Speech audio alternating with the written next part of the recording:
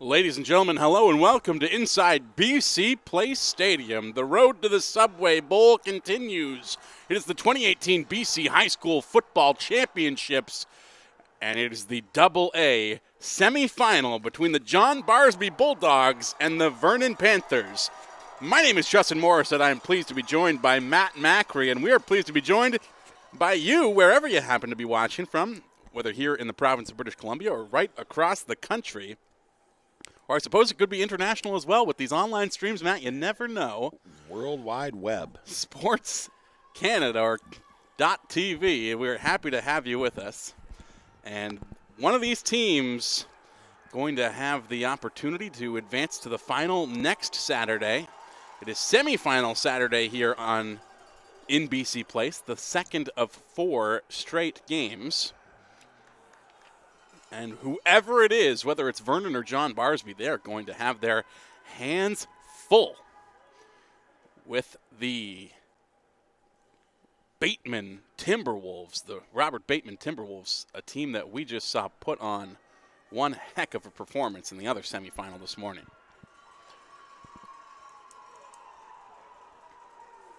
So we have the Vernon Panthers in blue and John Barsby in the white and red. Panthers going to kick this off to start the game. I wonder if we're going to have a replay of the first game, opening kickoff for a touchdown. I'm sure John Barsby would love that. But Vernon might have other ideas.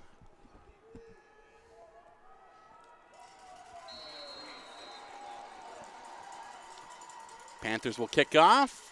Kick is away. And it's a bouncer gathered in at the 10. For John Barsby, that's Mason Scott, who will take that one to about the 26 before he's hauled down. Pickup of 16 on the return, and that will put the John Barsby Bulldogs to work. They are moving from right to left on your television screen in the silver and red uniforms. It's a sharp look. They get a good set of blockers out in front of the returner there, but he wasn't able to get much past that before he got wrapped up and taken down. Good wall blockers, though. Quarterback Cameron Wright set to take the snap. Wright will hang on to it himself, fake the handoff, and is cutting back to the right side before he's wrapped up and taken down. Maybe pickup of 2 on the carry. Looked like there was a bigger hole there than he was able to take advantage of. Well, I think there was a massive hole. He sees the hole and he takes off for it, but it closes in a hurry as Vernon wraps him up. You see big number 88, Trey DeFour, in there in the tackle with a bunch of his teammates. Mark DeLassane, I believe, the one to take him down, number 75. But Wright will get right back to it. Cameron Wright takes the snap, puts the ball in the air, pass complete to Mason Scott. And does Scott pick up the first down, or is he forced out of bounds right before he gets there? It's close. I believe they're going to call this 3rd and 1. Oh, looks like 2. Looks like maybe got pulled out of bounds a bit further back and then rolled forward outside of the markers there. 3rd and 2, you are correct. Ball on the 34. Cameron Wright. We'll hope to quiet this crowd as you can hear it at home, I believe. A lot of cowbells out there. Vernon, very noisy to start this one. And the crowd noise does the job. Yeah. Timeout's going to be called by Barsby here. Just they couldn't get their play in that they wanted to get in. There's a bit of confusion out there. It's honestly not that big of a fan contingent, especially relative to what we just saw from Robert Bateman in the early game, but they are a noisy bunch. Well, cleared out of here in a hurry, that's for sure. And both teams being from out of town, it's hard to get a good fan base in here. You know, it's driving down from Vernon. I don't know what the Coquihalla looks like this morning. I don't think it's very pretty. Or coming over from the island. You hear all those cowbells, though. It reminds me of that Saturday Night Live skit. It is more cowbell. I'm impressed, though, because Bateman had this lower bowl just about packed on their side of the ball anyways. And, they might only be 3 rows deep, but the faithful who've come down from Vernon are making just as much noise as that big crowd from Bateman did, despite having a big numbers disadvantage. Right now, however, it's the John Barsby Bulldogs looking to pick up the first down, and they might have come up just short. Looks back, they got back to the line of scrimmage there, and it's going to be 4th and 2 for them. The flip here, he just kind of flips it a bit too high, so the runner that was receiving that had to kind of hold up. If he got that bit more of on a line, I think he could have gotten some more momentum there. That was Jacob Gilman on the carry. Comes up shy of the first down, and the Bulldogs will look to kick this one away.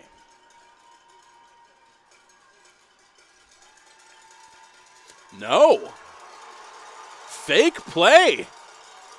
And that's a first down. There you go. Daring play call. Zachary Taylor looked like he was going to kick this one away. Instead, took the long snap and ran it up himself. Well, it was a high snap, and he wanted to kick it, but the defender was in there so quick because of the high snap. He tucked it away and ran with it, and he gets out there and stretches out to make sure that he's got that first down covered. I think he already had it covered, but he wanted to ensure that he did. You're right. That was not his intention to go with the fake punt, but that defensive pressure forced them into a pretty fortuitous situation. Great job by number 21. Zachary Taylor on the carry, hauled down for a loss. Number 21, Cale Black, just gets a shoestring and pulls out his foot from underneath him. He was beat, but he laid out and made that extra effort here. That's a big loss of 7 yards, 2nd and 17. My goodness. Wow, he just slaps that calf and just knocks him down. As Cameron Wright puts the ball in the air. Nice throw, but it's picked off by Zack Smith. Smith cutting into the middle. Tries to go right up the gut, but he's wrapped up by a pair of Bulldogs and hauled down. Zachary Taylor was able to grab his legs. Nice little INT for Zack Smith. Zack Smith played this all the way out of the quarterback's hand, gets into position, gets up high, catches the ball at the highest point he possibly could, and then turns it upfield, just dances down the sideline there before cutting out to the middle and then getting wrapped up. I think he was hoping to go all the way out to the left side, but saw there was a man waiting for him to do just that. As the Panthers take possession on offense for the very first time. Nice little carry from Charles LeMay, but he's hauled down after a short gain of 2. Charles LeMay just tucks the ball away and turns upfield and runs into a whole swack of players, and it moves them a good yard just by the impact of him running into it. I mean, we've seen Charles LeMay here before. I do believe he was in here for the semifinals last year with the Vernon team. Vernon hops on the ball after a fumble in the backfield, so that's going to be a loss. I think it was a double fumble here. I have to see on the reverse. The handoff was fumbled. He picked it back up and tried to run with it, and I think he dropped it again and had to jump on top of it. So it's number 10 here, Caden Brown. Picks it up, gets over top of his quarterback, turns around the other way, and then, he dropped it a second time before he fell on the ball there. Thomas Hyatt with the handoff to Caden Danbrook, and Danbrook couldn't quite take it. Loss of 4, 3rd and 12. As we saw it earlier, Matt, and we saw it last week as well, that there's always some early game jitters when you're playing under the dome. I know that, it's a football field like any other, but it doesn't feel like it. No. As you're out there on the field, this feels like the biggest possible space you could be playing, because this is, this is where the pros play, as they say, right? It's it's a little bit overwhelming. You wait till next week when the grade 8s are in here playing. Oh my, I certainly remember playing in this building as a grade 8 myself some 18 years ago now.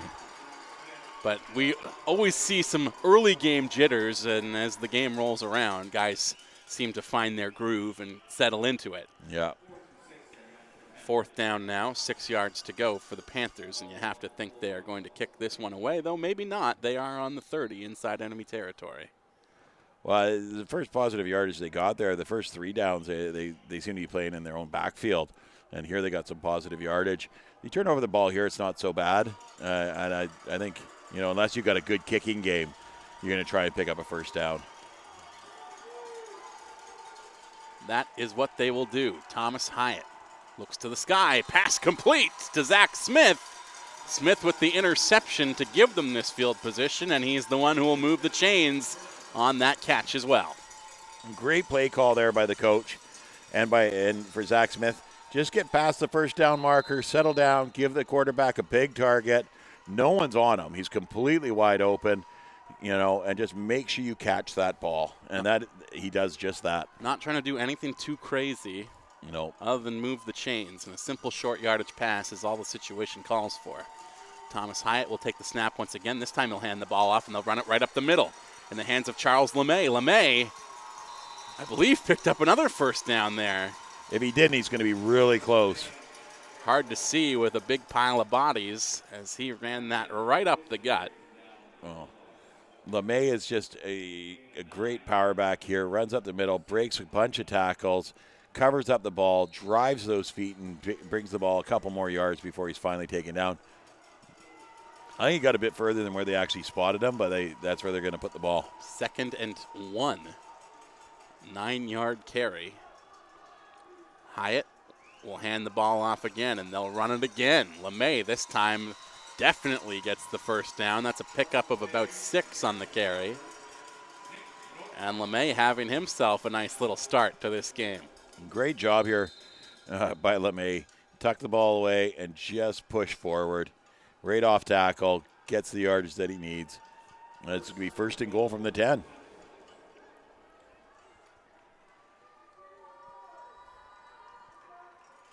Quite the drive that Thomas Hyatt has put together since Zack Smith picked off Cameron Wright.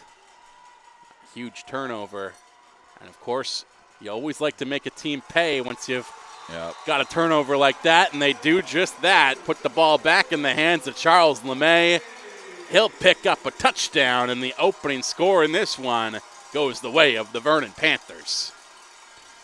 Well, the Panthers did a great job. They were fourth and long, and they were able to come up with a first down there, and then they turn it around and make that 6 points so far on the board. That O-line is just bashing holes wide open for those running backs, too. Really good job on the blocking there. Talked about those early game jitters. It seemed to settle down right after that first set of downs for Vernon. They went for it on 4th down, got it, and from that point on, no more nerves. They were dialed in and pick up a touchdown for their troubles, 7-0. 4:41 to go in the first quarter. You see the coach of the Barsby out there talking to his players, telling them, you can do this. I mean, I think you were telling me just before this game that Barsby was the junior varsity provincial championships 2 years ago. This bunch of the same kids up here now playing for it again. You would think so. JV champions in 2016, so they've not only played in this building, they have walked away with the title as well. And that experience should play in large as this game rolls along. This is a group who's been here before and will look for similar success as a senior team.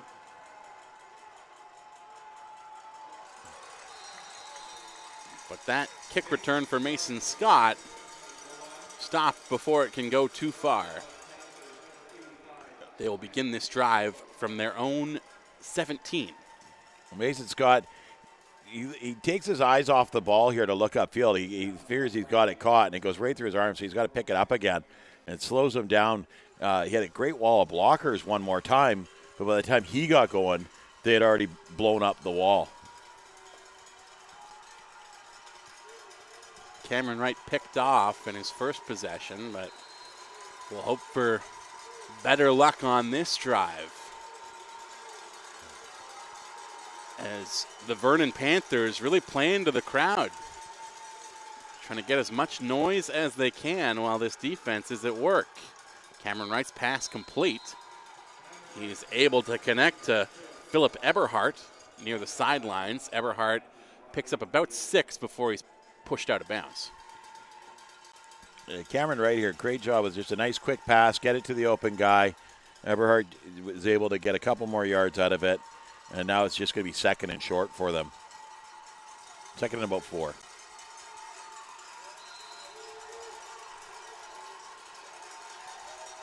Wright looking to the sidelines for the play call. It's come in, and he's now back in the pocket to take this snap.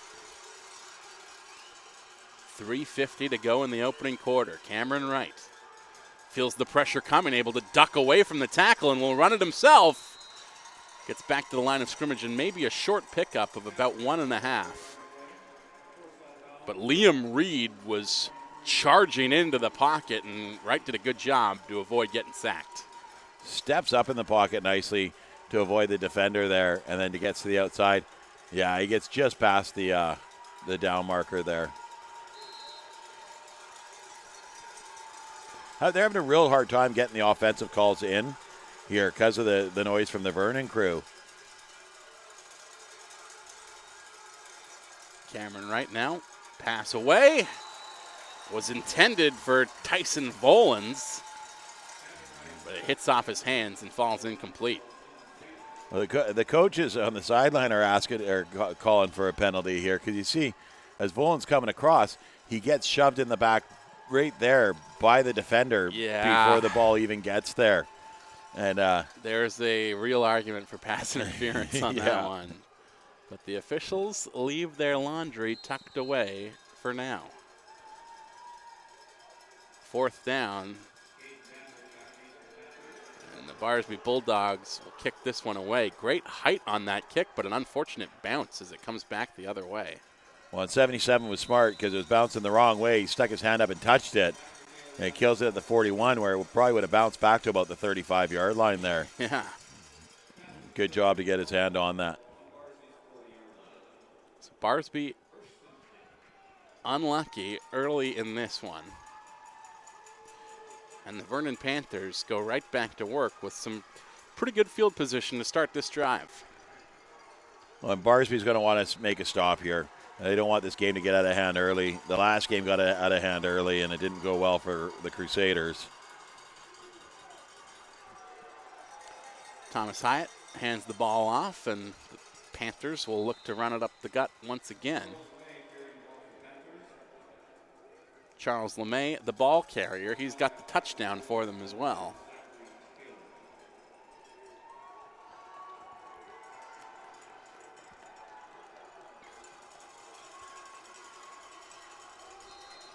Vernon not the only team with a traveling contingent of fans here to see them.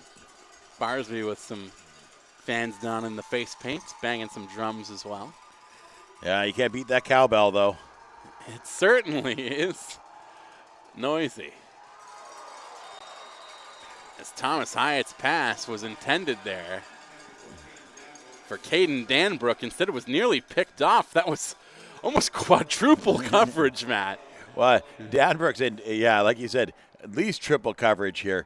And one of the defenders just gets his hand on it enough for Danbrook, and Danbrook squeezes it a little bit too hard, pops out of his hands. And I think if number 33 was it there? 33 on no, it must have been 53. Brady Seisman had looked for the ball instead. Oh, sorry, wrong side. Ricardo Zavala Torres had looked for the ball instead of making the hit. He could have picked that one off. 1, 2, 3, 4 defenders in position for that.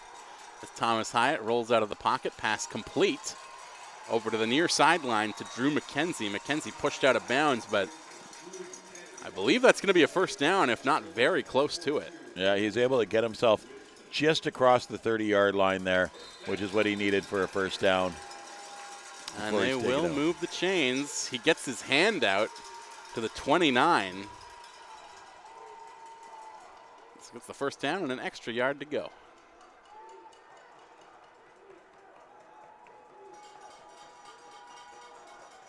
Panthers coming out of the huddle.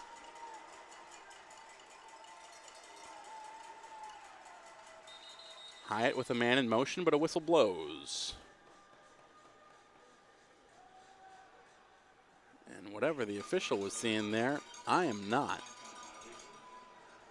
Calling it a time clock violation. Huh. So, yeah, so that's a time clock violation. 5-yard penalty that goes against Vernon. 1st and 15. Didn't seem like they were huddled for that long, so that's a surprising penalty to me. Hyatt takes the snap. We'll hand it off immediately to Caden Danbrook. Danbrook heading to the left side, trying to sweep it to the outside, but wrapped up at about the left hash mark and hauled down as he gets back to the line of scrimmage. The initial line of scrimmage, I should say, negated that penalty, 2nd and 10. Yeah, good job to eat up those yards that they lost on the penalty there. But, if they don't get the penalty, that's a good 5-yard pickup. And great blocking on that play there. They're able to seal the edge, and the corner and the safety had to come in and make that play. Wonder if Hyatt looks to the sky. No. Oh, he fakes the handoff. Going to go to pass instead. Feels all kinds of pressure coming. Elects to run it himself. Was still thinking pass for quite a bit there, but instead a nice pickup for Thomas Hyatt. Great reads all the way. Didn't really like what he was seeing as far as his passing options. He steps up in the pocket nicely here. Gets all this pressure on him. He's got nowhere to go, so he steps forward and realizes, he's got nothing to throw at, so he might as well just keep moving. He does a great job just short of the first down marker. 3rd and 1. Great pickup from Thomas Hyatt. And we'll see if he elects to sneak it himself, given they just need some short yardage here. I love the way that his eyes were downfield the whole time. He's moving around in there, eyes downfield all the way. Hyatt will pass the ball off to Charles LeMay. LeMay with the carry will get the first down and then some. Brought down at the 24. And I believe we've got an injured player for Barsby on the play as well. Yeah, looked like he got run over on the tackle there. Just piled on. Yeah, he was the bottom guy on the pile. And it looks like his knee kind of rolled funny underneath him.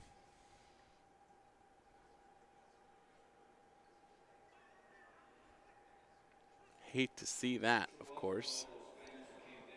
Yeah. As guys work so hard to put their team in a position to be under the dome, to play in these games, and it is, of course, so difficult to watch their season come to an end, though maybe not as shaken up as we first thought. He is walking back to the sidelines on his own 2 feet.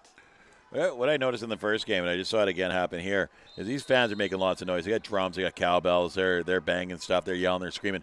One of these boys go down the field, it's silence. You can hear a pin drop in here, and I like that. These are, no matter how big these guys are, they're still kids. Good show of respect from the crowd as well. Yep. Thomas Hyatt takes the snap, going to run it himself. Not sure if that's what he intended to do coming out of the huddle, but all kinds of pressure from the Barsby defensive line kind of forced him into it. It was the low snap, actually. Yeah, and I think 54 got in there for Barsby. Nick Norton got in, and he kind of stopped, and he's checking who's got the ball between the two of them, but he had them both lined up with pretty much nowhere to go. Great defensive play.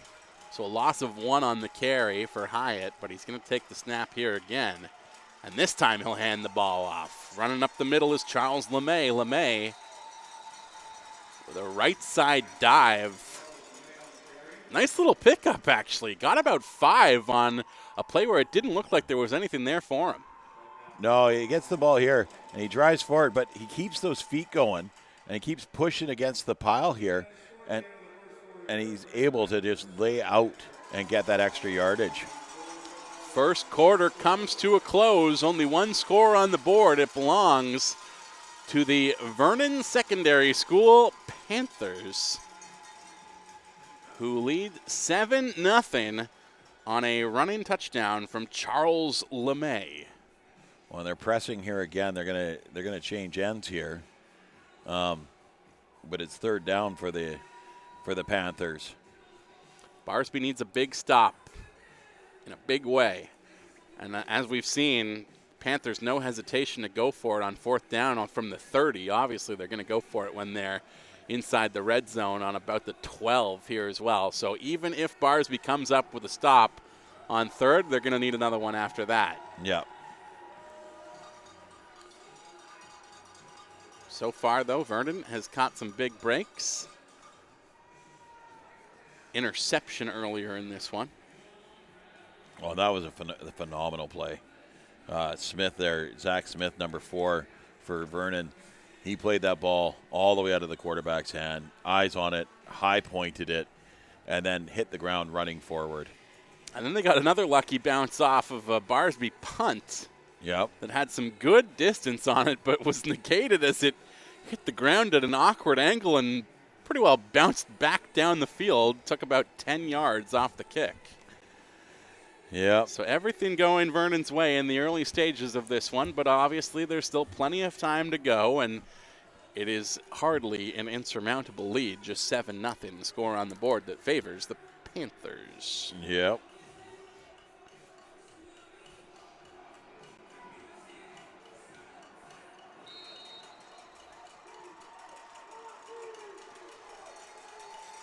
Thomas Hyatt will take the snap and look to the sky. He's got time. Hyatt gets the pass away. Pass complete. Touchdown, Panthers. Caden Danbrook with the catch. Spins and rolls right into the end zone. Got his hands out in front of him, expecting there was going to be a bunch of guys there to haul him in. He was free and clear pretty well, right down the middle. Right down the middle, and just a rocket by Hyatt here. And he's able to get his hands out there and stick it across very nicely. Great heads-up play. They try to pull him back out, but a little, too late there. Zachary Taylor hanging on to the back of the jersey for the Bulldogs. As the Panthers look for the extra point. The kick is away, and it is good. 14-0 the score on the board that favors Vernon. And it's hard to really get a read on this Bulldogs offense because they haven't really had the ball very much so far in this game. No, they've had a couple of good plays, but they haven't been able to move it or hold on to it. I keep thinking, why do I know all these Vernon names? Why do they seem so familiar to me? And a lot of these guys, Hyatt and LeMay especially, were here last year. And they played Abbotsford in the semifinals and lost. But I know these names. How come I know them so well? Well, we're the same guys that were playing last year. So they must have been first year varsity last year. And now they're out here doing it again. A year of experience under their belts. And back here under the dome on semifinal Saturday once again. I do remember that game. It was Panthers versus Panthers. Yes, it was. the rare game where the two teams have the same name. It's right now, it's Mason Scott, who's wrapped up before he can get that ball away. Had to scramble to recover it after trying to gather that kick in. We'll get another look at it here. It falls behind him. And as he scoops it up, there's a couple of guys right there, but primarily Cale Black able to stop him from going too far. Well, the second time that he's fielded the kick, and it's just kind of through his hands, and he's had to turn around or reach down and pick it up. And he's getting a good wall of blockers up there, but he's not getting moving forward fast enough to utilize them. As the John Barsby Bulldogs begin this drive from their own 11. Pass complete into the near sidelines, but not much further than that. They're able to connect to Zack Smith, or rather, looking at the wrong sheet here. Philip Eberhardt. Yes, that was Cameron Wright's pass complete to Philip Eberhardt. But he gets back to the line no further, 2nd and 10. Well, he catches a ball there, and he's got one-on-one with a linebacker. And instead of just running forward and getting the yards he can, he tries to dance around him. Has zero momentum, and all of a sudden the rest of the Panthers are right on top of him. 2nd and 10 from their own 12. Cameron Wright pressured. He's in his own end zone now. Thought about running it, but puts the ball way downfield. Nearly complete to Philip Eberhardt again, but it just evaded his grasp, and my goodness, that would have been one heck of a play, a 30-yard pass instead. Nothing doing. Well, Wright keeps the play alive here, and then he starts to run, and Eberhardt actually came back to start blocking, and then he threw it, and Eberhardt's trying to go the other way and catch the ball. I think Wright would have been smart just to keep running on that one there. Impressive stuff, though, from Cameron Wright to dodge being sacked, nearly surrender to safety. Instead, almost came up with a big play, and he does this time. Connects to Philip Eberhardt, and that is a very big play indeed. Pickup of 38 on the play. They go from their own 12 to the 50, just like that. What? Eberhardt, third time's the charm here. The first time he got it, he couldn't get his momentum going. The second time he came back to block. This time he just ran his route, and lo and behold, the ball got dropped in his lap. Great pass, great catch. As the Bulldogs get a fresh set of downs, Cameron Wright will pass again, complete again to Eberhardt along the sidelines. Pickup of about 5 as he's wrapped up before he can take it any further. Eberhardt seems to be the go-to receiver here, and the defenders are starting to recognize that. And they had number 11, Riley McGillivray, on him right away, and they actually had the linebacker, number 76, Liam Alder, come all the way across the field to help wrap him up. Bulldogs need to engineer a drive here if they want to stay in this game, and Cameron Wright doing a great job of it so far. Nice little pitch pass to keep that play alive and get a couple extra yards out of it as he was able to connect with Zachary Taylor along the near sideline. I think it's going to be third and about 2 yards here. They're going to be about 2 yards short of the first down marker. Wright's showing a great propensity to keep the drive alive, keep that play alive, and make something happen out of it. That was supposed to be an option flip pass type thing, and when the defense came in on him, he put it over top of their heads. He's deep in the pocket and hangs on to the ball this time himself. Will try to run it up the middle, but he's hauled down as he gets not just back to the line. He picked up about 2, but they're going to be in a 4th and inches situation here, I think. Yeah, he needed 2.5, and he only picked up 2. So he's going to need about a half a yard, maybe a full yard, depending on the spot there. Yeah, about a full yard. And when you trail by 2 scores, I would suspect they're probably going to go for it on 4th down. Well, yeah, I mean, they could punt here. That would pin the Panthers way back. What they really need to do, though, is they need to get a first down.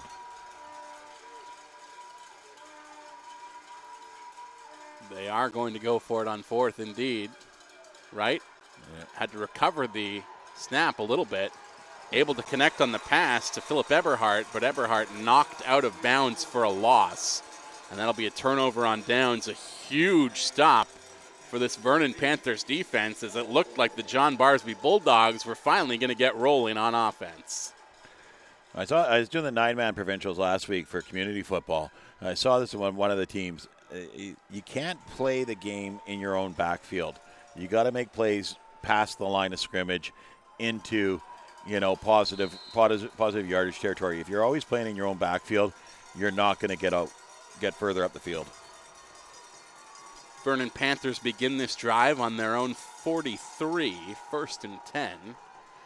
And Hyatt will pitch the ball out to the right side. Pass complete to Caden Danbrook, and Danbrook's off to the races. He could go all the way, and he does. Caden Danbrook, his 2nd touchdown of the day, his 2nd passing TD in this 2nd quarter, and that will stretch the Vernon lead to 20.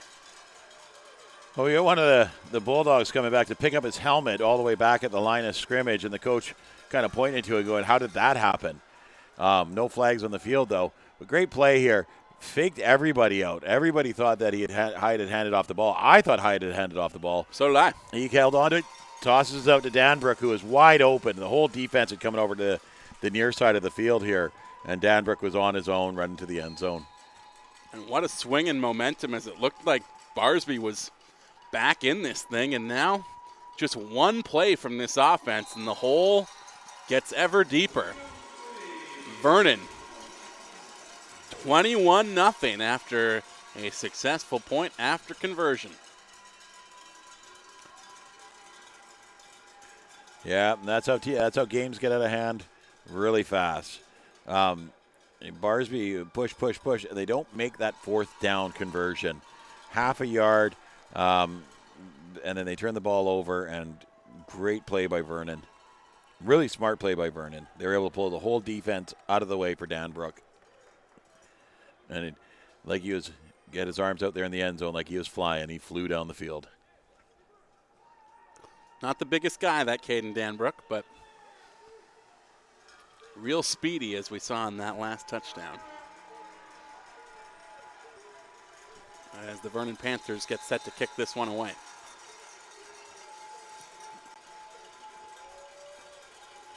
The kick is a bouncer, but it's gathered in by Postema Cole for John Barsby. Cole able to get back to the 31. A great job here. Cole fields it right at the 15-yard line, and then the wall sets up. He just gets behind the wall. Let the wall do the work for you, and brings the ball back another 15 yards.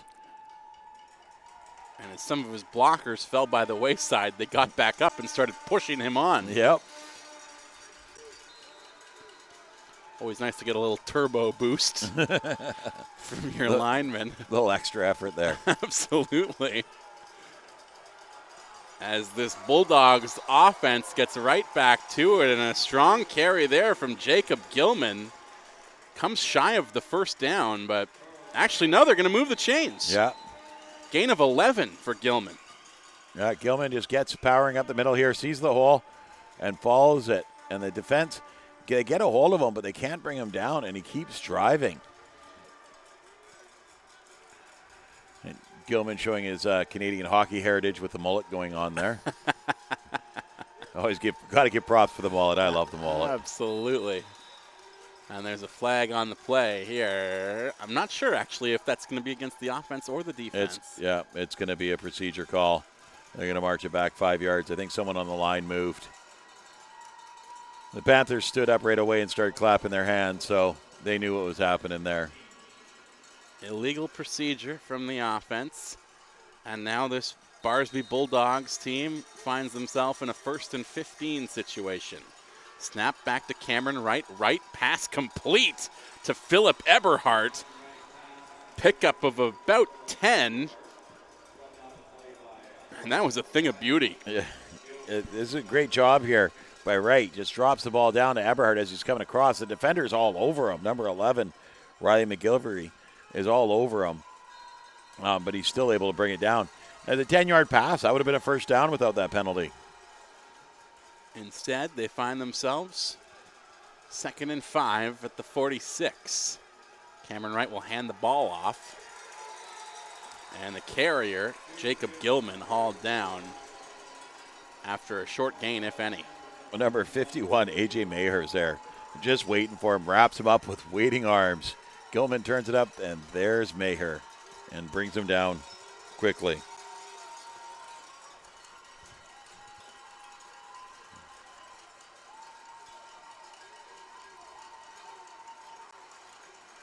Philip Eberhardt back on the field after spending that last play on the sidelines. We'll look and see if Cameron Wright tries to find him again. That's been his favorite target so far.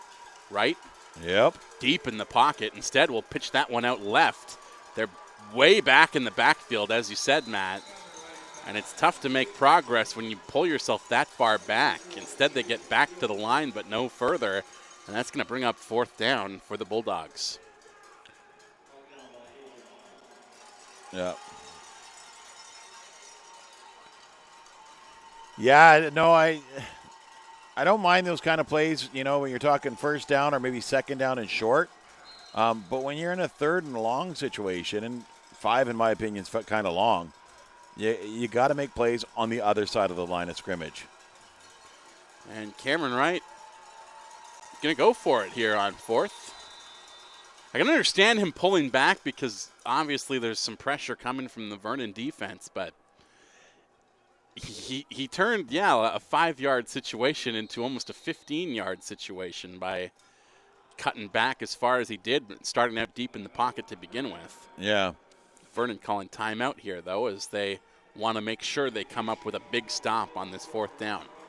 When they've got Eberhardt one-on-one on the outside here against number 11, McGilvery, and, instead of running, a 5-yard hook just to pass the first down marker, they had him running sort of like a post fade type play that they weren't even going to utilize. I mean, you got to play to your strengths in those situations and just get that first down.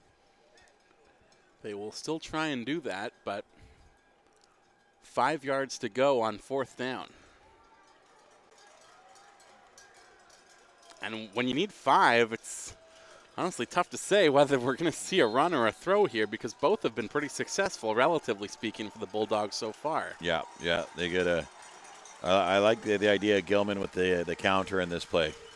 Cameron Wright takes the snap, peels out of the pocket, pass back to the line. Oh. And that's Tyson Volans who takes the pass, but he can't go any further than the line of scrimmage. Maybe had a gain of 2, actually, the way they're spotting the ball. Either way, it's a turnover on downs, and Vernon will take possession inside enemy territory at the 48. Number 13, Matthew Wright, plays it so well. Breaks down, lets him catch the ball, turn upfield, make a move, and he counters it. Great job by Matthew Wright there.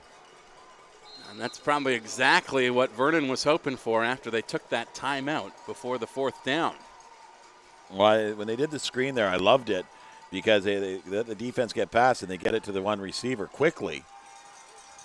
Thomas Hyatt's pass complete to Zack Smith, but Smith upended. My goodness, what a tackle that was. Short gain. Smith catches it right on the sideline here and then turns it straight back in the field to try and make something happen to that. There was just too many silver shirts in his way for him to get anywhere. Actually, it's a gain of 4, so made it a little further than I thought. It's hard to tell sometimes given just the mess of bodies, especially when they're near the sidelines as well. Yeah.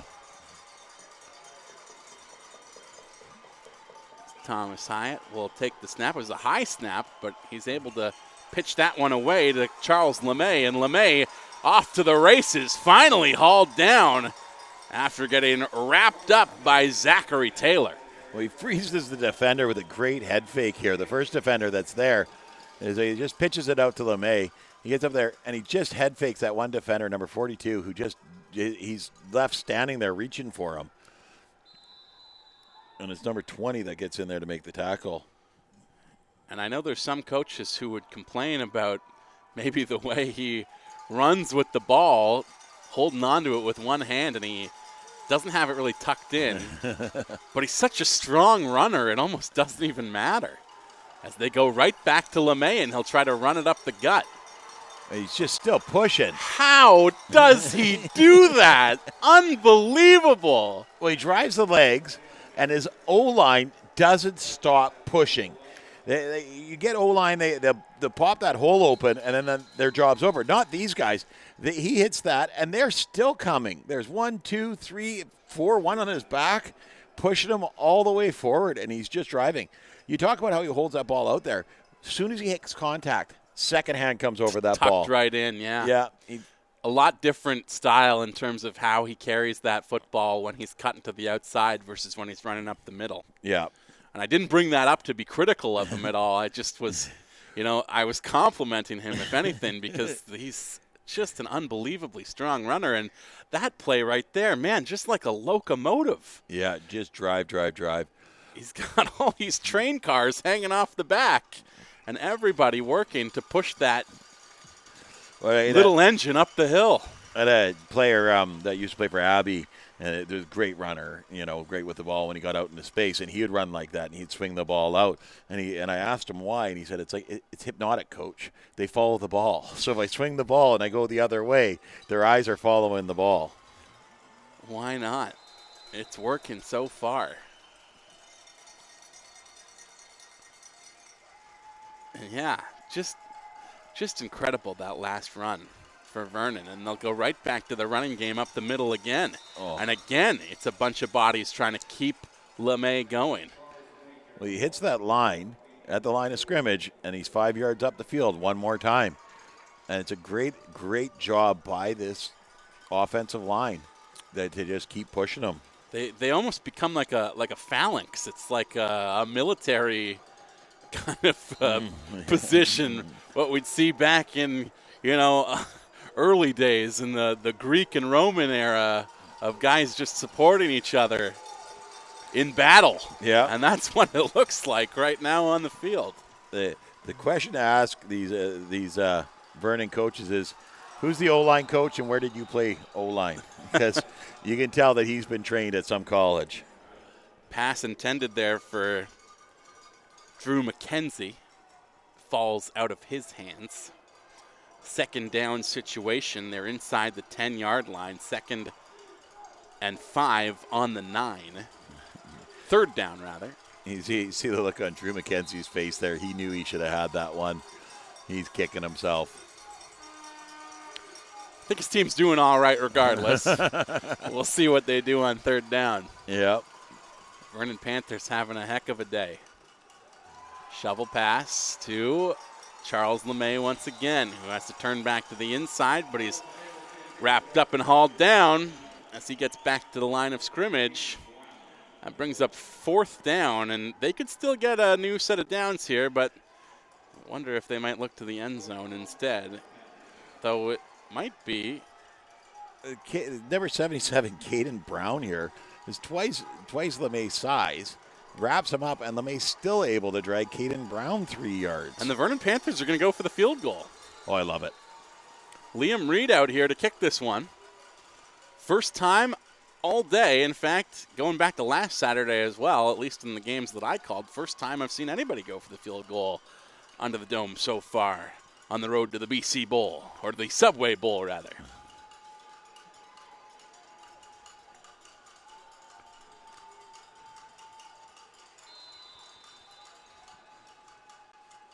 Not sure what the holdup was, but Kill the clock. one of these teams calling timeout.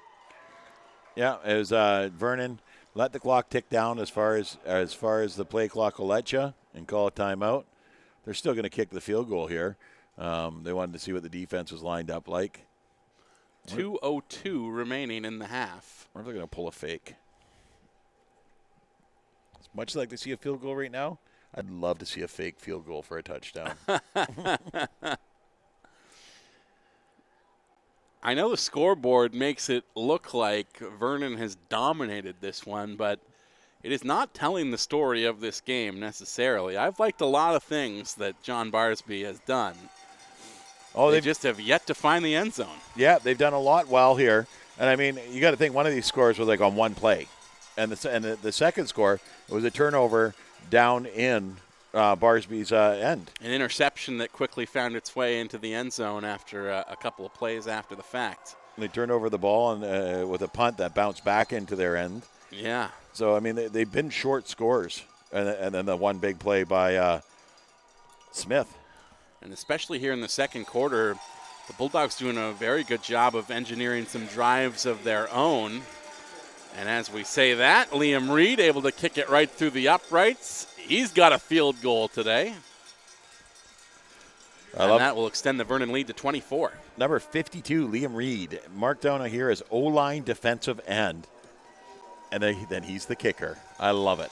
I helped coach junior bantam this year, and we had a guy who was one of our O-line tackles and our defensive end, and he was our kicker. And he would just stand still and just bash the ball all the way, like great kick all the way down the field. Could kick field goals, could kick extra points, but he just stands still. Didn't even have to put any weight into it. Just this tree trunk of a leg that crushed the ball. Bam. Yep. And with 1:59 to go here in the half, John Barsby Bulldogs hoping they can get on the board before they head back to the room for halftime. They haven't been that far away from it. Offense really coming to life here in the second quarter, but still looking for that first score. I mean, we're saying this in the last game as well, Matt, but obviously you feel a lot more optimistic and like you're still in this game heading into the second half if you can just get on the board before the clock winds down. Well, I think that's where what happened in the last game was it was a 21-0 with just a few minutes left, and then it was a quick turnover and then another quick score. And that was where the Phoenix Moeller, 5 plays, 50 yards, 2 touchdowns. Right, yeah. 2 consecutive TDs for Mahler, for Robert Bateman in the first game of the day here on semifinal Saturday. Right now, however, it's the John Barsby Bulldogs, and Cameron Wright puts that way downfield, picked off by the other number 4, or rather, Zack Smith.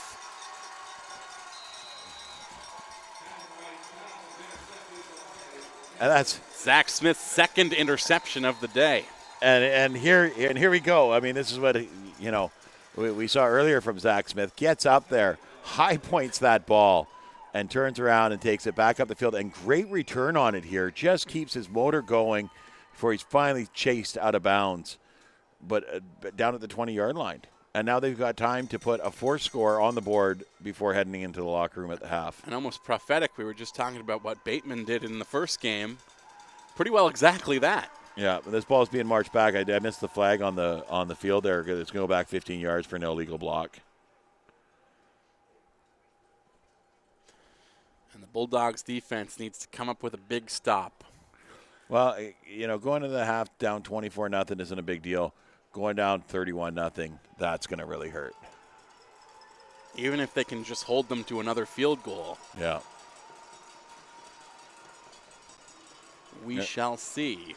And Liam Reed had a big foot there. I'm not sure how far they can trust him out there, but he looked like he's good from about 30 yards out. So they just need to pick up a few yards here and then kick another.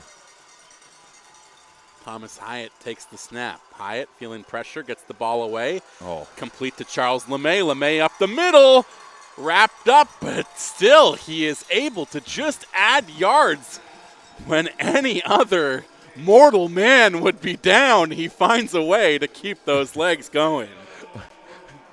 And it didn't even really dawn on me how disgusting a screenplay for Charles LeMay would be, because he was standing there wide open. We'll call him 7-Eleven there. That's how open he was. And then he turns it up the field and drags the defender 5 yards after contact. Yeah, Landon Wilson is hanging on to him for a good long while before he's finally brought down. This time Thomas Hyatt tries to run it himself. He'll slide to avoid the tackle. And then number 20, Zachary Taylor, comes in. He's going to tackle him, but then he slides. But Taylor still comes over the body. And he gets up right away, and he checks on him. You good? I love seeing that kind of sportsmanship on the field.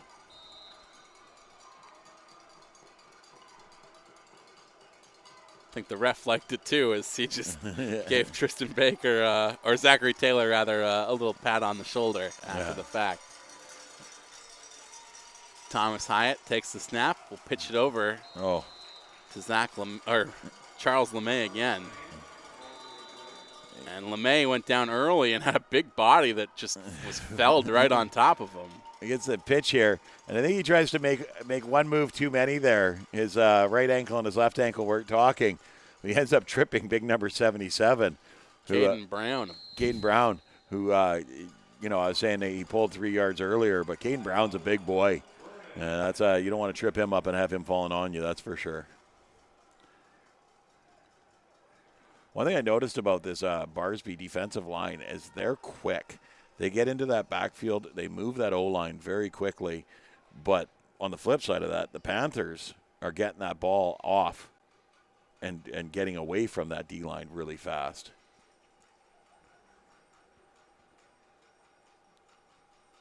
Vernon calling timeout, hoping to add some extra points here with 27 seconds left on the clock. Whether that's another field goal or a touchdown, it remains to be seen. But they're in a third down situation, 8 yards to go. Ball on the 11.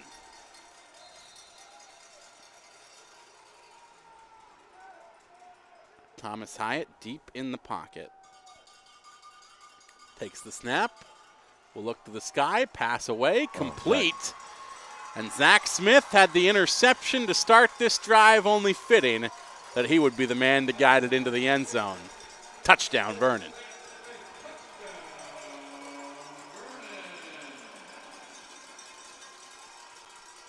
Great job. Get the ball out to Zack Smith, and he just foot races number 27, Mason Scott, to the corner of the end zone there. It's just a matter of fast feet at that point. Great block there, too. He had one of his fellow receivers through a shoulder there and cleared some space for him to get around the pylon. Liam Reed out to kick the extra point. Kick is away, and it's good. 31-0, the lead for the Panthers, rather, with 20 seconds remaining in the half. And we said it a little earlier before they just added this extra touchdown here, Matt, but the Bulldogs can get right back in this thing if they can just get a couple lucky bounces. Yeah. Bounces is what helped the Panthers get into this situation. As good as they have been, they've been aided by some turnovers, by some weird ball bounces off a punt. It's really just like one break needs to go the Bulldogs' way, and they can climb right back into this thing. Yeah, and and that's the thing here, is you get the interceptions. Zack Smith has 2 of them, both of them turn into points. You got some advantageous field position on a punt, turned into points. Now it's got to be Barsby's turn. As the Barsby Bulldogs will hope to make some magic on this kick return. And Postema-Cole almost did that. If he was able to break that tackle, he would have been gone. Yeah. Instead, wrapped up and taken down by Riley McGilvery. Well, and he comes off his wall of blockers here, skirts the edge of it, and he just gets slowed up a bit before big number 51 is able to wrestle him to the ground. 13 seconds with which to work for Cameron Wright. If you're going to throw, don't throw to Zack Smith's side of the field. Saw him getting some trouble on desperation long passes earlier. This time, he's hauled down before he can get the pass away, sacked by Matthew Reich.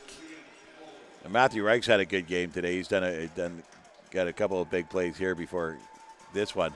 But it's big number 76, Liam Alder, who gets down there and wraps up the legs there. It doesn't give him any room to run. Time ticks down, of course. After that tackle, clock continued to run. And that'll do it for the opening half. A big lead on the board that favors the Vernon Panthers. It's a bigger lead than Robert Bateman had in the first game at the half, but this game, Matt, does not feel as lopsided as that one. No, you're 100% correct. I mean, Bateman was hitting on all facets of the game here. I guess you could say Vernon is as well, but you got Barsby's right there. So I'd love to. I can't wait for the second half. I think it's going to be good.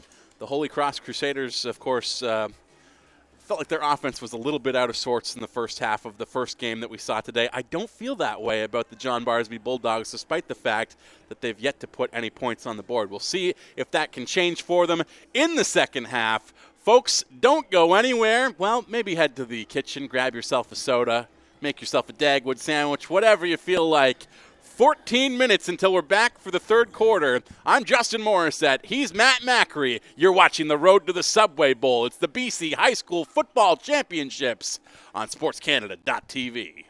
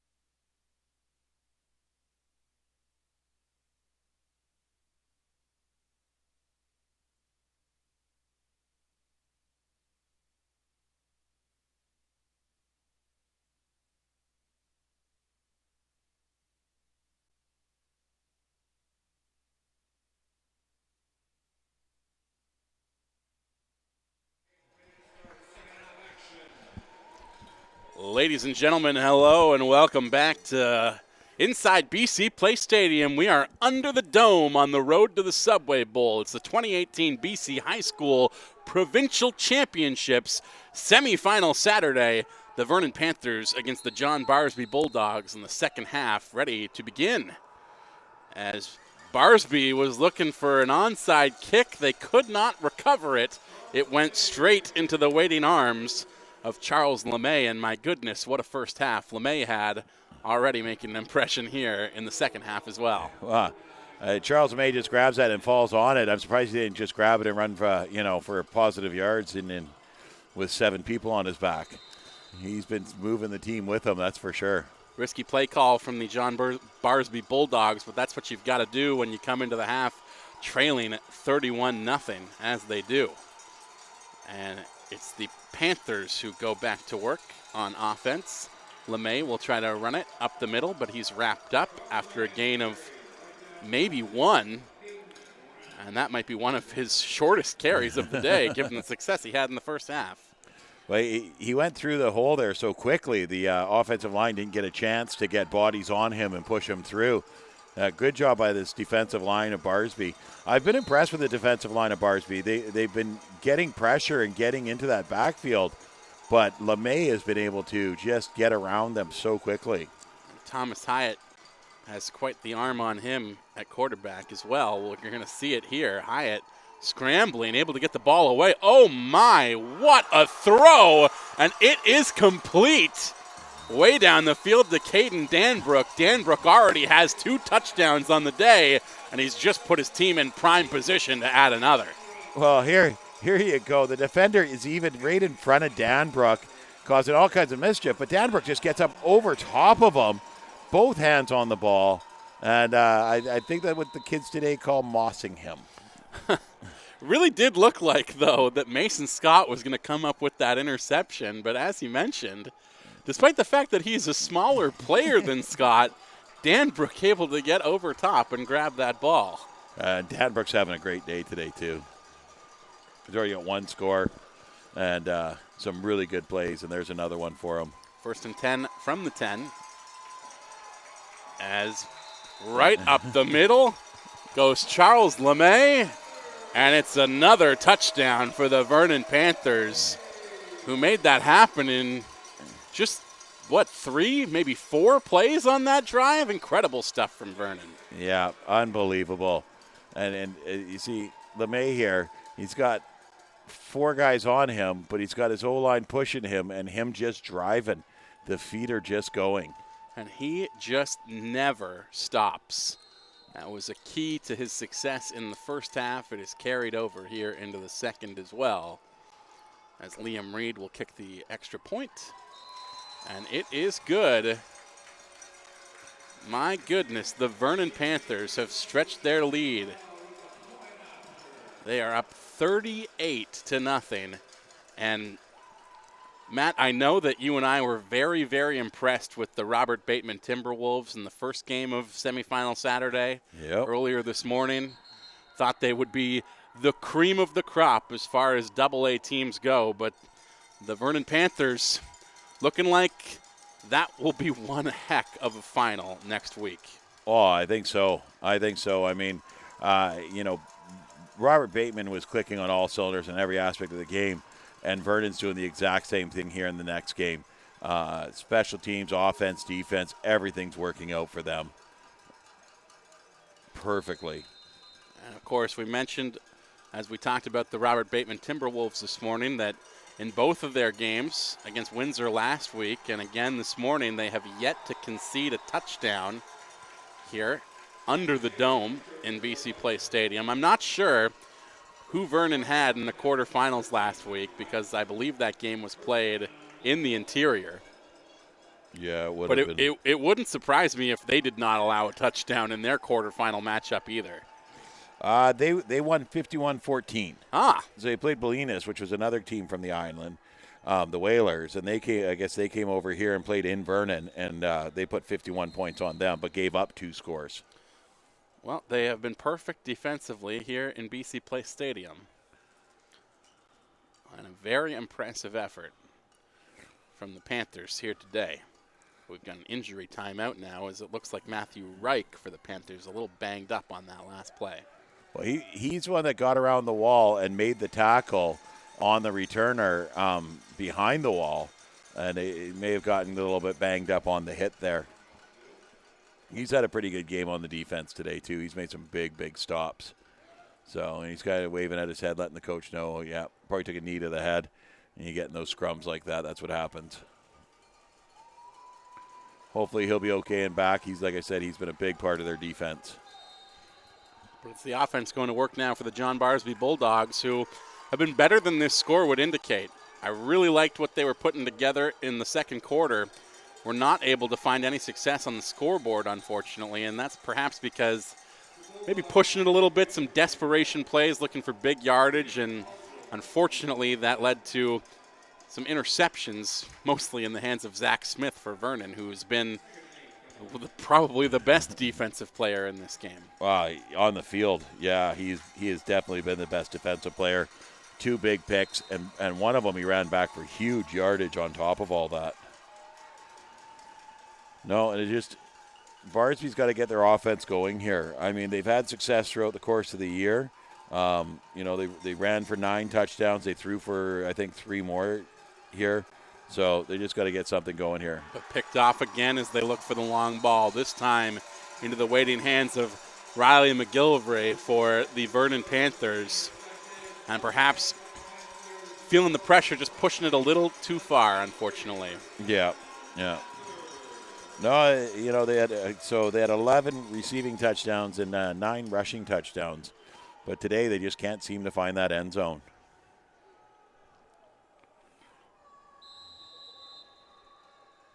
As Vernon goes right back to work on offense after that interception, will begin on their 50-yard line. Well, I guess the 50-yard line belongs to no one. Yeah. Right at midfield, Vernon starts this drive. Thomas Hyatt takes the snap, will hand it right off. And Charles LeMay wrapped up and taken down by Zachary Taylor for the Bulldogs.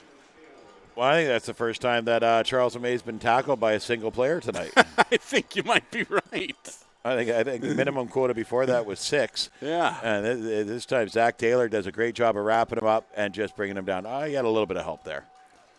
Just a little. A little bit of help there. Still a pickup of 2 on the carry for LeMay. 2nd and 8 for the Panthers.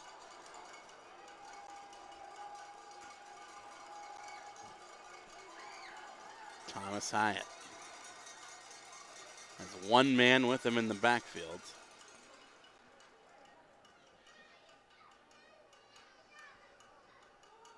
Takes the snap, will shovel that one away to Charles LeMay. LeMay carries again. Picks up close to the first down. I think he's going to come up 2 yards shy of it. Yep. So gain of 6 on that one. It was a great blocking to punch a hole open for him, and it's number 30 on Barsby, Steen Rasmussen, that wraps up both legs and take him out from underneath him. But the blocking here by Vernon has been phenomenal. They've ripped holes open, but they don't just rip the hole open and stop. They get in there and push as well, and their 2nd and 3rd effort is getting those extra yards for LeMay.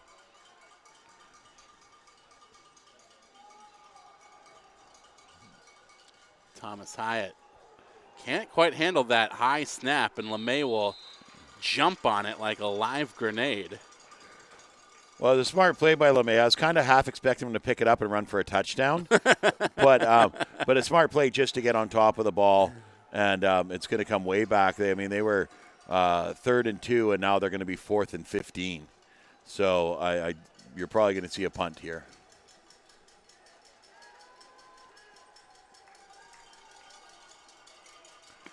Big stop by the Bulldogs defense, but it might be too little too late. As Vernon set to kick this one away. Another high snap. Gathered in by the kicker, who will send it all the way down the field. And that one picked up by Zachary Taylor at his own 20. He's able to muscle his way up to the 33 before he is hauled down himself by Brady Zeman. Well, so impressive fight in Zach Taylor there. He gets this ball, and then when he hits contact, he keeps pushing and bounces off a few tacklers there before he's wrapped up and finally taken down. He had two of them had to bring him down, one holding his legs and one up across his shoulders. Impressive fight. I mean, he's had a great season himself. He's got, I think he ran for a couple of touchdowns. We got him here. Yeah, he ran for 3, and then he caught. Ooh. Looked like pass interference to me, but no flag on the play. As that pass was intended for Pastema Cole, and he was just hammered as he tried to gather that one in. Get another look at it. Oh. I think they're gonna call that bang bang because there's. Oh no, the ball was touched by the defensive lineman. So as soon as he touches that, there is no more pass interference. But the ball got there just as the defender got there. Bang bang play. Pretty close.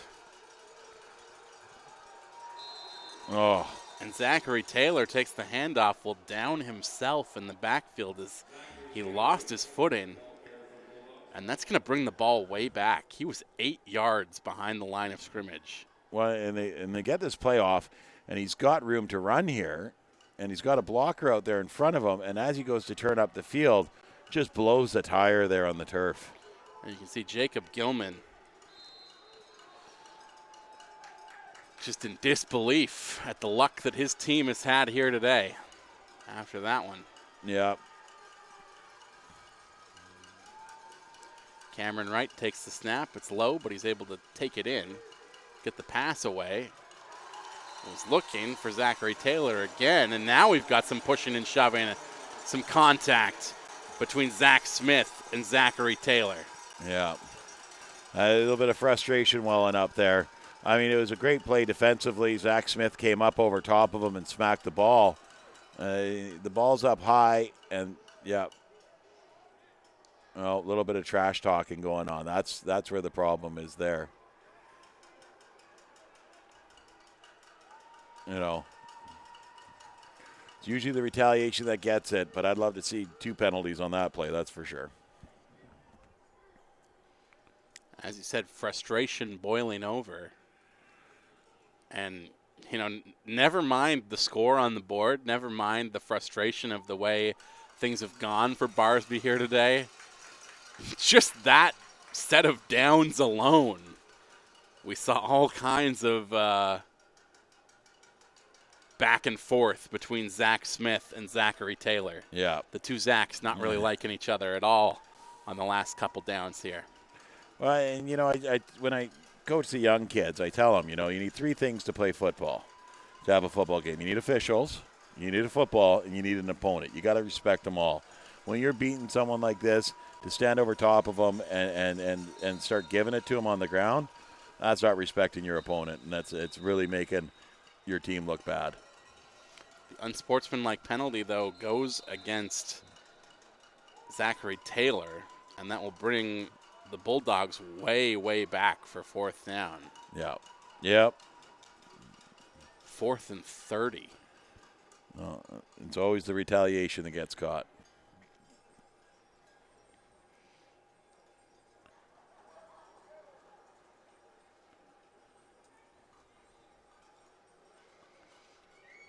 They're going to kick this one away, but I tell you, Matt, I don't even know if the kick itself is going to reach the 1st down marker.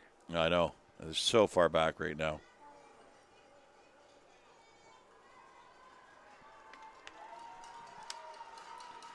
A good 30 yards just to get to a 1st down. They've got this receiver out here to the near side all by himself. And they've sent a defensive back over to watch him. Oh, good. Nice big kick there. Their best kick of the day. Comes all the way down to the 41. Touched there by Mason Scott. Blow the play dead. And that is where the Vernon Panthers will take possession once again and go back to work on offense. 4:02 remaining in quarter number 3. And this one looks well out of reach for Barsby, unfortunately. because it was a more evenly matched opening half than the score would indicate. But unfortunately, Barsby on that onside kick just basically gave the Panthers prime field position to add another touchdown right out of the gate here in the third quarter. Yeah, they gave them excellent field position, and Vernon took care of it. Like they definitely benefited from that, and then now they're going to turn around here and they get the ball back quickly. Thomas Hyatt will hand it off to who else but the locomotive, Charles LeMay.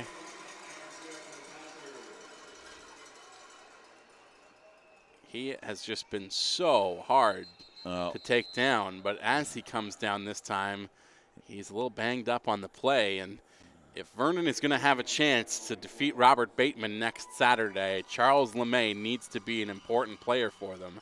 They are all hoping that this is less severe than it first seems. Well, he's holding his wrist, and he whipped his helmet off there. He looks like he's in a great deal of pain. I mean, at this point in the game, if you got another running back, you sit him on the bench and let him be healthy for next week. Just hope that he, kind of jammed his wrist maybe as he went down into the turf. Yeah. And that it's nothing too serious, but Panthers faithful holding their breath as they are just as aware, if not much more aware than we are up here in the booth, what an important player Charles LeMay is to this team.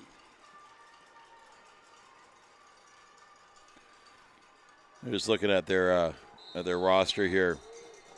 It looks like they got 5 or 6 tailbacks on there, so I think it'd be smart of the coach here to let Charles sit the rest of this out and make sure he doesn't get hurt. I think they have the game well in hand. No need to risk it the rest of the way, given the score on the board. As they go to the running game again, but this time it's Tristan Baker taking the handoff and making it seem like it doesn't matter who takes the handoffs. They got a running game that is working very, very well for them. That's a first down, Vernon. Well, that O-line is just phenomenal. Big number 71, Jackson Thomas there on that pull. Pulls across from the right guard position and double teams the defensive tackle to give him just a gaping hole to get through.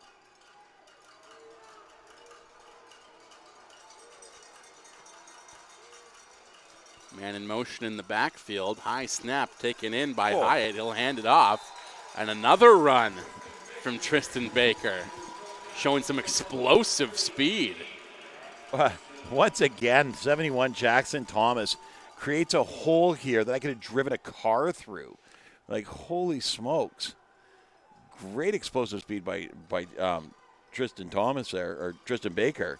And Baker, as he starts to go down, basically lunges, just jumps into the air to pick up an extra, 3, maybe 4 yards.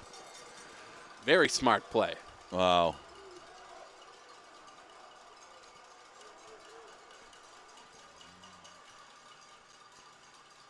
Thomas Hyatt takes the snap. Will hand off to Baker once more. Baker up the gut.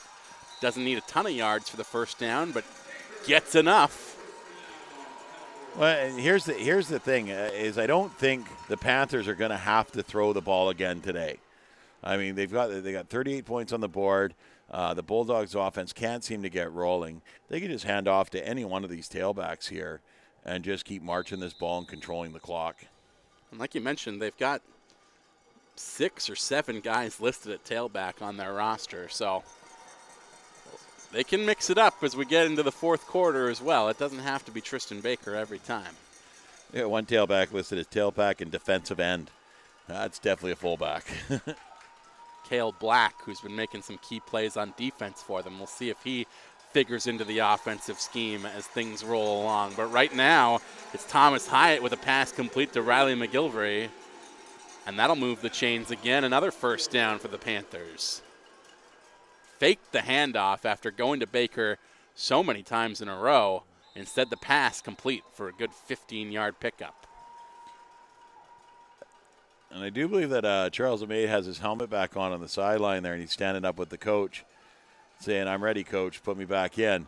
If I was a coach, I'd err on the side of caution here. But, I mean, You gotta love the fight in him, the competitive spirit. We go back to Tristan Baker, this time on first down. It's a short pickup, maybe 3 yards on the carry. And Matt, as you mentioned the Vernon sideline, I'm just noticing how few guys there are actually on it. Almost more coaches than players. Yeah, they don't have a large bench. I mean, Barsby's got another starting lineup over here, but no, there's probably 8, maybe 9 subs on the far sideline. Just shows how much these guys are being counted on both sides of the ball. And I'm sure that's the case for Barsby to some extent as well, but they've got a lot more depth in terms of handling injuries to the Bulldogs. As time about to expire in quarter number 3, they're just going to let the clock run here and head to the sidelines early. Yeah. No sense of pushing that one. Let the time run out and just go. It's interesting because you notice with the high school teams, I think Rutland had the same issue where you don't see a lot of subs on the sideline. When in the community, in the interior, they play 9-man because they can't get enough kids to put together a full 12-man roster. So they play 9-man football instead. And, last weekend I was doing the commentating for the provincials for the 9-man, and they do all levels from Adam all the way up to midget. But they just don't have the bodies to field a 12-man team. And then when you see the Vernons and the Mount Bouchers and Rutlands come down, they also only have. Yeah, Prince George in a similar situation last week as well. Mentioned earlier, of course, that we saw a situation where the Polars came down from Prince George without a kicker. How do you do that? How do you go the whole season without a kicker? I'm not sure if they did all season long or if their kicker got injured down the stretch, because they did have some injured players on the sidelines as well, but just put them in a real hole come provincial championship time when you have to go for it on fourth down all game long. You would think even that you'd just have, any number of players on the sidelines who could just kick it away, It's not. Yeah.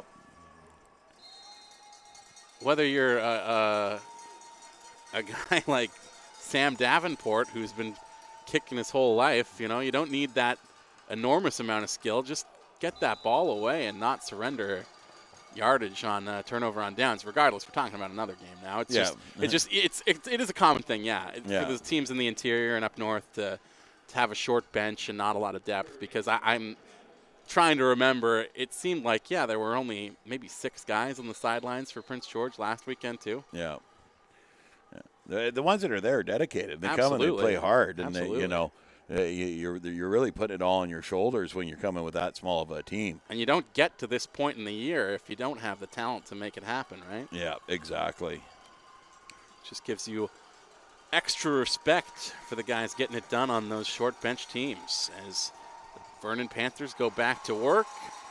And what a pass. Complete down the field to Riley McGilvray. First down for Vernon, and what a pass by Thomas Hyatt. Yeah, a little frustration starting to go with Barsby there. But great gun here. Good pass, great catch, and then to keep fighting like that and finally brought down. What, on the 6-yard line? Prime scoring position once more for a team already up 38 points on the board. I haven't seen LeMay come back out on the field. I think he's still on the sideline there. Probably best as they look ahead to a matchup with the Robert Bateman Timberwolves next Saturday.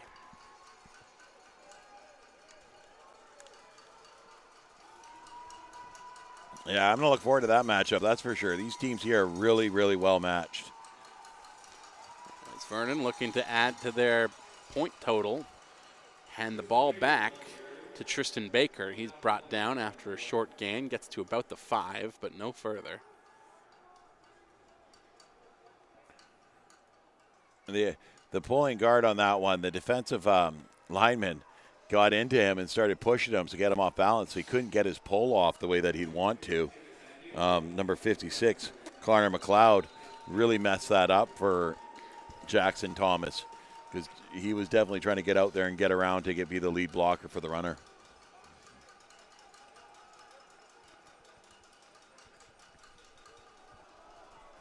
Putting it back into the hands of Tristan Baker again. That thought there was an encroachment from the defense there, but it went uncalled. That's that defensive line. I was saying it earlier. They're really quick, especially the near side here. I'm trying to grab the numbers off of them there. One's 54, and I think the other one's 56. But they're so quick that they're getting past the O-line before the O-line's even getting out of their stance. And they're doing a really good job of getting in there and disrupting. But on the flip side of that, Hyatt's doing a good job of getting the ball out of his hands before they get there. Absolutely. And Thomas Hyatt, once again, feeling all kinds of pressure. Still able to get that ball away to he's back. He's back. Charles LeMay. Yeah. And he's in the end zone for, what is that, the third time today, feels like? I think so, yeah. If it's not 3, it's 4. He's just had such a great day today all around and just such a good player. For a guy who seems so impossible to bring down, he's not very big, Matt. No, he runs with confidence. He runs very well in between the tackles. But when you get him into open space, he's just gone. Elusive. As the point after is good, but we have a flag on the play. Yeah. These are typically assessed after on the kickoff. Not sure what that was for, but as we've said many times here, especially late in the third quarter and into the fourth, tempers starting to boil over as the dislike between these two teams only becomes more noticeable as the game rolls on.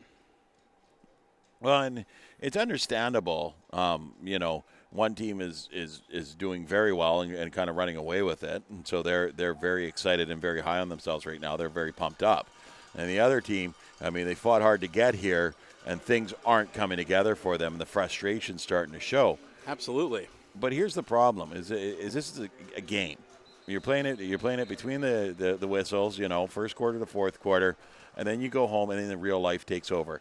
And whereabouts down the road where you might play with these people. If you're going to the next level, these guys on the other side of the field may very well be your teammates in college or university, or at junior football.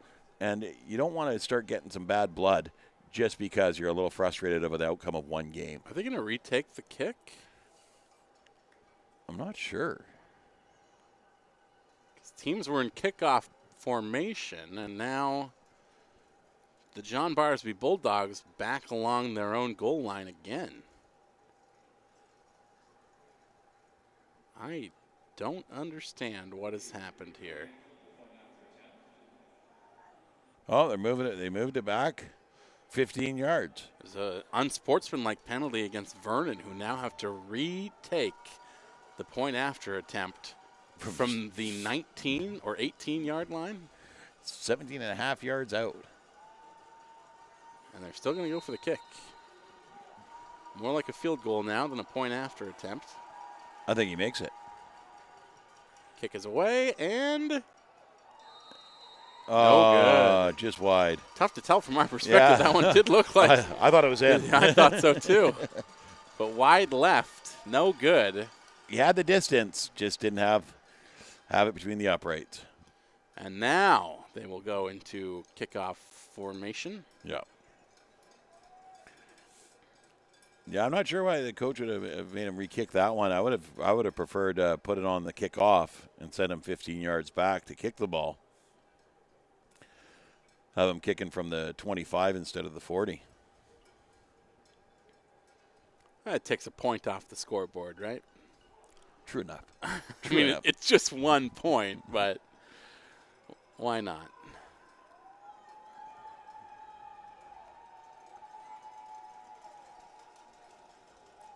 as the Panthers prepare to kick this one away once again. Liam Reed, who's had quite the leg on him today. Boot this one down the field. And it's taken in with speed. Back come the Bulldogs. John Barsby's number 20, Zachary Taylor, pushed out of bounds at about the 50. And players spilling into the sidelines here. Well, there was a late hit, number one, but then after the late hit, one of the Bulldogs came in and hit the guy who laid the late hit in the back and knocked him down. So here we go. Here's a late hit way after the play. And then number 44, Jacob Gilman, comes in and then KOs this guy. Liam Alder is the one who throws the late hit in the first place. Yeah. We'll see if there's any further flags assessed on that one. Officials talking it over on the sidelines now. Well, the flag came after the initial late hit. It's whether there was a second flag thrown on the retaliation.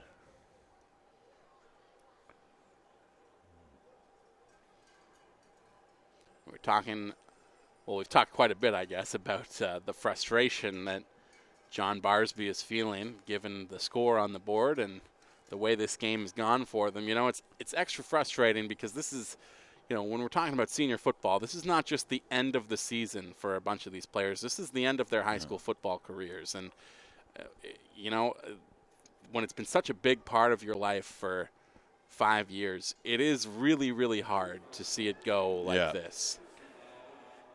Yeah, especially when you had expectations to be making a second trip over here next week. And now, you know, you're not. There's no practice on Monday. You know, there's no game next week. And unless they go on to college or university or junior football, this is the end of the line for most of these players. And that is a hard reality to face when the game has been such an important part of your life for so long. But right now, it's the John Barsby Bulldogs who are looking to get on the board, and a play like that will help them do just that. Pass complete to Postema Cole, and he will move the chains. Good little pickup of about 16 yards on the play. He rips out of the one tackle there and then gets into the next tackle and drives himself forward. And then as he's going down, he rolls himself even further. 1st and 10 from the 29. Bulldogs in about the best spot they've been in all day long, looking to score here in this one. As Cameron Wright looks downfield and a desperation pass, nearly picked off again. He was looking for Postema Cole in the end zone. Instead, all kinds of Panthers in the area, including Zack Smith, who's been a thorn in the side of Cameron Wright all day long. Well, and I saw that ball up in the air, and I'm thinking, oh, not that way, because there's Zack Smith. And he's just been a ball hawk today. He goes up there, and he gets the hand on it to knock it out of the hands of Cole. Trent Charlton there for Vernon as well. Zack Smith has just been an excellent defender today. I think he's been on the offense too, hasn't he? I believe he is, yeah, one of the receivers for Yeah. Thomas Hyatt as well. But right now it's Cameron Wright. 2nd and 10 from the 29. Wright will get that ball away, and it's gathered in by Jacob Gilman. Gilman can't even get back to the line of scrimmage, though, as Cameron Wright had peeled so far back in the backfield before he got that pass away. Yeah. Trying to evade the pressure, but sometimes you just dig yourself a deeper hole. He gets taken down there, and then somebody comes running in and leans over top of him and steps over him. I mean, it's one thing to win a game, but to try and embarrass your opponent as you're winning the game. Yeah, unsportsmanlike conduct. It's going to be 15 yards down the field. And that will, of course, give the Bulldogs a first down. Yep. And put them into the red zone.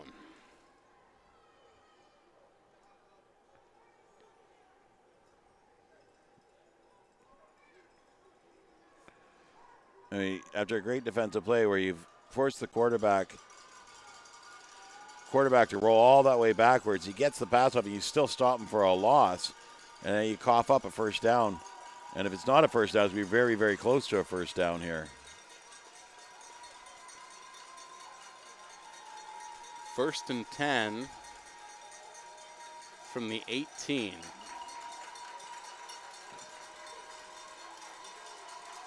As Cameron Wright may look to the end zone here. No. I got faked by the handoff. I didn't even see the other handoff. Well, he faked the first one and then gave it to Gilman. And Gilman came across, but the defender wasn't faked by the handoff. He breaks down number 21 here. Breaks down, has his contain, and just stays in place there. Cale Black with the tackle for the Panthers. And a great job by Black there to not break his contain. Just stay where you're supposed to be and make sure that the play goes.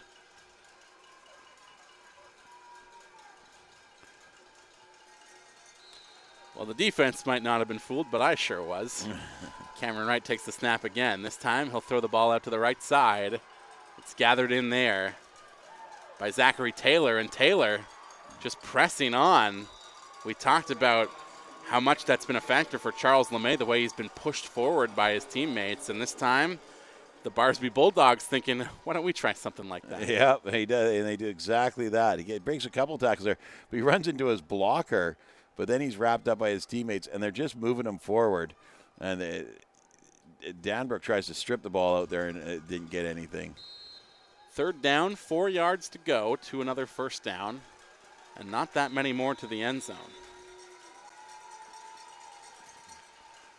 I think Vernon's going to call a timeout here to make sure they have the right defense on the field. And they do indeed. 7:06 remaining in the fourth quarter. 44 points on the board in favor of the Vernon Panthers. Barsby looking to find the end zone for the first time today. They are in the best position to do so that they've been in all afternoon long. Just 13 yards outside the house. They can taste it. And they know that this game is out of reach for them, but as we said, this is the end of the line for some of these players.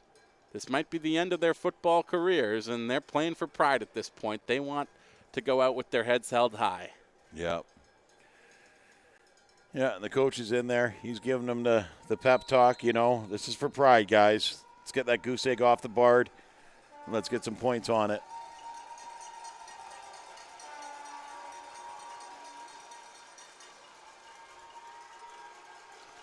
Cameron Wright takes the snap. It's too high. He has to hustle back, and he can't control it. It's a fumble that's recovered by the Vernon Panthers. Well, and I appreciate Cameron Wright trying to extend a play here and trying to make this play still happen, but that's a grenade you got to jump on. The ball's going back. He tries to make the play. He gets hit, and the ball comes free, and now it's a turnover. So instead of the opportunity to put some points on the board, now they're playing defense again. And the Panthers take control at their own 34. And your heart aches for the John Barsby Bulldogs. Yep. They might not get a better chance than that to find the end zone all day. Well, when you hit this level here, you got to play mistake-free football. And I mean, if you make a mistake, the other team's is going to capitalize on it, and Vernon has done that all day long. And Vernon has had some lucky breaks as well, but you got to be good to be lucky and lucky to be good as well. Yep. They've made their own breaks as much as they have received them. I think that's the first time Charles May's been stopped for a loss today. I do believe that is correct. That's a big loss, about a 4-yarder too. It's a good stop from the Barsby defense. Great job by 77 to get off his block there and make him have to bubble back, and it's number 8, Eberhardt, that comes in there to wrap him up. Haven't heard his name in a while after he had a hot start. He had a hot streak there of catches, and then there's some questionable calls where they're just with the short passes behind the line of scrimmage that just didn't pan out for them. There's number 77, Caden Brown. He's had a monster of a day today. And here's a massive D lineman who just gets off and around the corner so fast here, blows up his blocker, and just steamrolls the quarterback. I was distracted by the fact that there was a white bird that just flew through the entire building like a dove across the field. Peace treaty, perhaps, between these two teams with 5:40 to go. It's an omen. It is. It's unfortunate because I think it's number 3 that's laying there hurt on the field, Thomas Hyatt, who's had a great game today, but they're working on his leg there.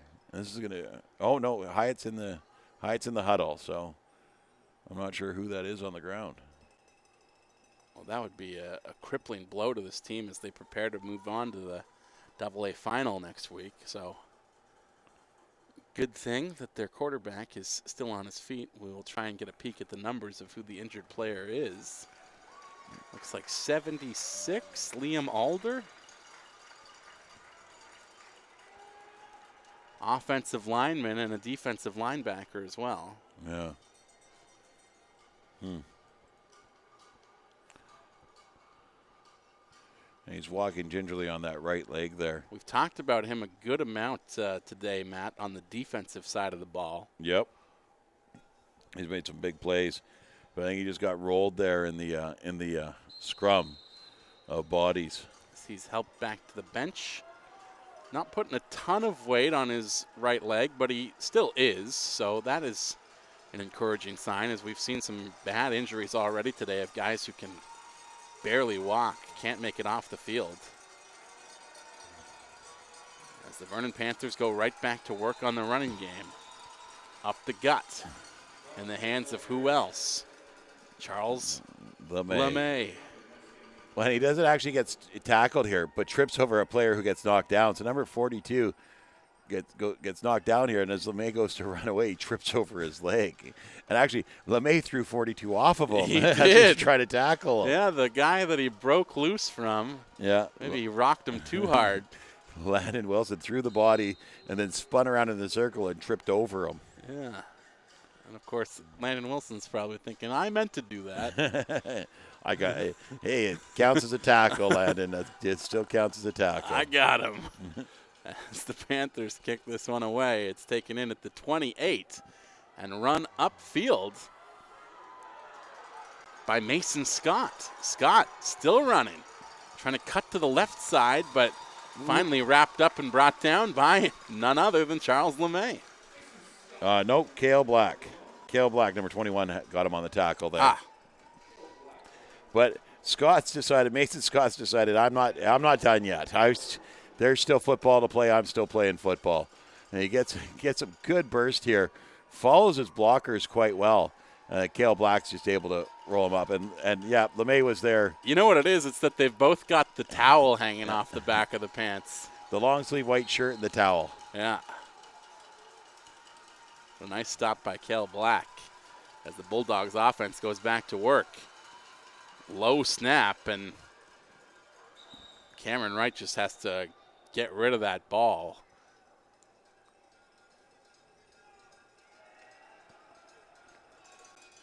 Yeah, low snap. Some tough snaps back to back here for the Bulldogs offense.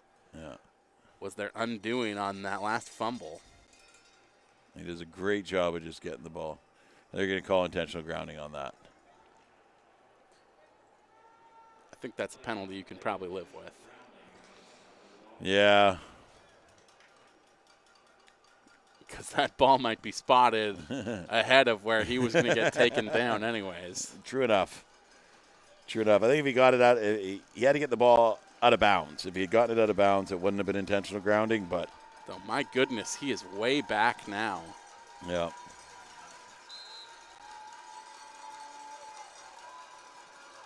Second and 25. He picked up a good 7 or 8 yards there. Pass complete to Pastema Cole. Tackled by Zack Smith. And that pickup will still leave them a great distance away from even where they started on first down. Yeah, we're looking at, 3rd and 16 here.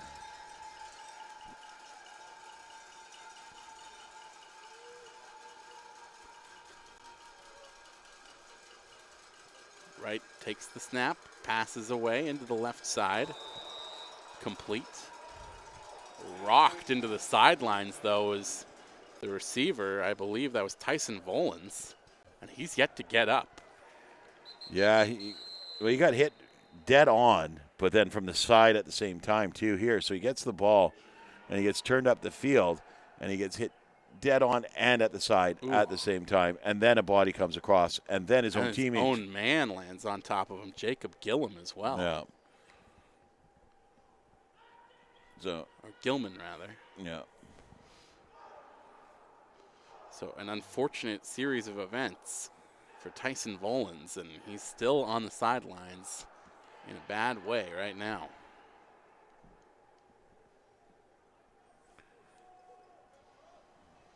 .317 to go in this one. Our first of 2 AAA semifinals still yet to come, and that'll be the Mount Douglas Rams against the Vancouver College Fighting Irish. We have both teams down in the either end zone warming up and getting all fired up for this. 2 great teams, too, especially Mount Doug. I have been thoroughly impressed every time I've seen them this season.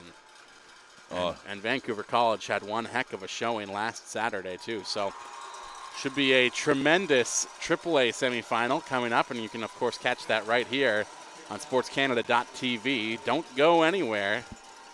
Football all day long from under the dome as the final minutes tick off here in the second of 2 AA quarterfinals, and it's the Vernon Panthers who've come up with an interception in the hands of Riley McGilvery that will all but seal the deal, as if the score had not already done that.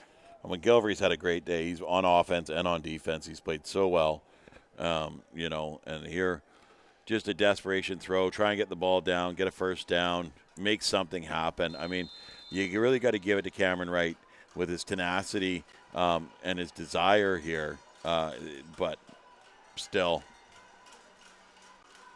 the interception hurts.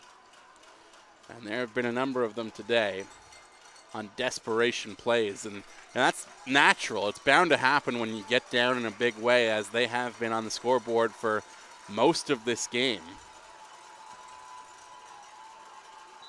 You're going to try and push it to try and make something happen and climb back in it, and unfortunately, it has blown up in their face a few times. Yeah. Yeah, well, they fell into a hole pretty quick. I mean, they had their first drive. They threw the interception that came back and scored points. And then they've just had turnovers, bad bounces, just to the point that it ran away from them. The first half, I mean, the score was 31-0 at the halftime, but it didn't feel like that. And it felt a lot tighter. Absolutely. As we mentioned that, as the teams headed back to the rooms, the score did not tell the story of the game, at least as far as the Bulldogs were concerned. And I still don't really feel like it does, because this is a team that deserves better than to have 0 points to show for what they've done here today. Yeah. Yeah. But, I mean, like you said, you got to be lucky to be good and good to be lucky. So bounces have just not gone their way in this one. And that has led to some frustration in the late stages of the third quarter and into the fourth here as well. And credit where credit's due. I mean, this Vernon defense is fast and it's smothering. So they get out there and break up these plays and limit what they can do with it. And Zack Smith might be the player of the game, honestly, the way he has played, both in terms of knocking passes out of the sky and coming up with some big interceptions as well. A couple of guys you might look at as MVP candidates from the Vernon side. Charles LeMay right up there as well, as he's the ball carrier on this one. Yep. We thought they might look to get away from LeMay running the ball so much in the fourth, just to try and conserve his health heading into the finals next week, but they seem to have no trepidation in going back to him. Well, and it was funny because he went off there. He was on the bench for a bit. He was up with his helmet on. He was right at the coach's hip. And I guarantee you he's, coach. Can I go back in? Can I go back in now? Go ahead. I'm ready, Coach. Please. He's just such a competitor. And we saw it last year in that Abbey game. We've seen it again today. He just wants to play. As the Panthers going to kick this away on 4th down. Punt bounces at the 26. And Vernon will touch it there for a dead ball at the 31. And that's the ball game. And that will do it for this one. The Vernon Panthers handily walking away with a win, to the delight of their cowbell banging crowd who have been supporting them all game long. A noisy bunch down there in the stands, and they had plenty of reason to make noise here this afternoon as their team walks away with a big 44-0 victory over the John Barsby Bulldogs and punches their ticket to the AA final right here in BC Place Stadium. Next Saturday is Championship Saturday, and we know what our AA Senior Championship game is going to be. The Vernon Panthers advance to face the Robert Bateman Timberwolves. And Matt, I have to say, oh boy, am I looking forward to that one. Those two teams put on one heck of a show in consecutive games, and I am very, very curious to see how they match up. Yeah, me too. I think it's going to be a great showdown next week.